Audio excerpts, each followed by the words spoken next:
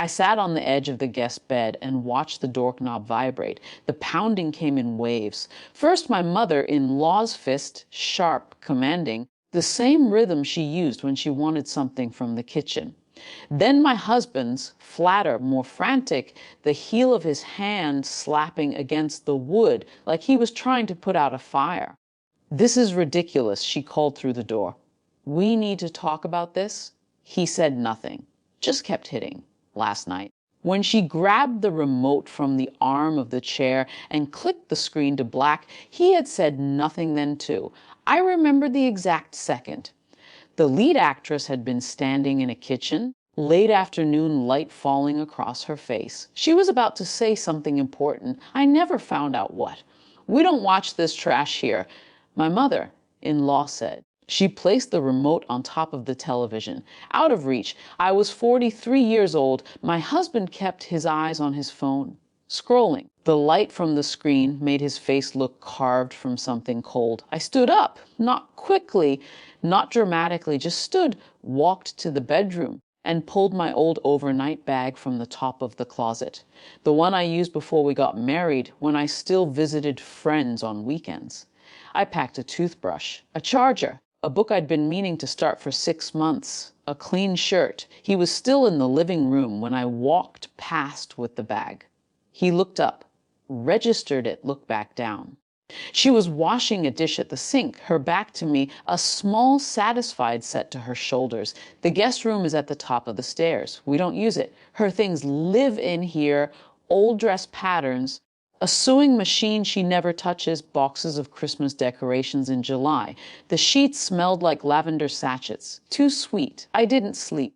I lay on top of the duvet and watched the ceiling shift from dark to gray. No anger came. That was the strange part. Just a hollow sort of quiet, like the inside of a church on a weekday. I thought about the woman on the screen, the way she held herself, the way she didn't explain herself to people who weren't listening. When the gray turned to yellow, I heard movement downstairs, muffled voices, coffee being made, then footsteps on the stairs. The pounding started at 7:30. Open the door, my husband said. His voice cracked in the middle. "Just open it." She didn't mean it. I looked at the door, solid wood, painted white, a lock I'd never turned until last night. "We're not leaving," my mother-in-law announced. "You can't just hide up there." I pulled out my phone. The locksmith answered on the third ring. I gave him the address. I told him I needed the front door rekeyed, both locks, as soon as possible. He said 45 minutes. I said thank you and hung up. Then I called my brother, not to cry, not to explain, just to ask if he still had that truck, if he could be here by noon. The pounding hadn't stopped. It was louder now. Or maybe I was just listening harder. Her voice rose and fell in waves I couldn't quite make out. His joined hers sometimes, then stopped. I sat on the edge of the bed and pulled on my shoes. The woman on the show, the one I'd never finished watching, she would know what to say when I finally opened the door. She would have something perfect, something that landed like a clean cut. I didn't have her words. I had 43 years of learning that silence was easier, that keeping peace meant shrinking. But shrinking has a limit. You can only get so small before you disappear entirely. The locksmith called when he was outside.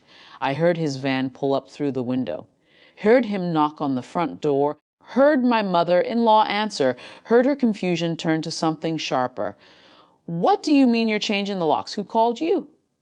I stood up, walked to the door.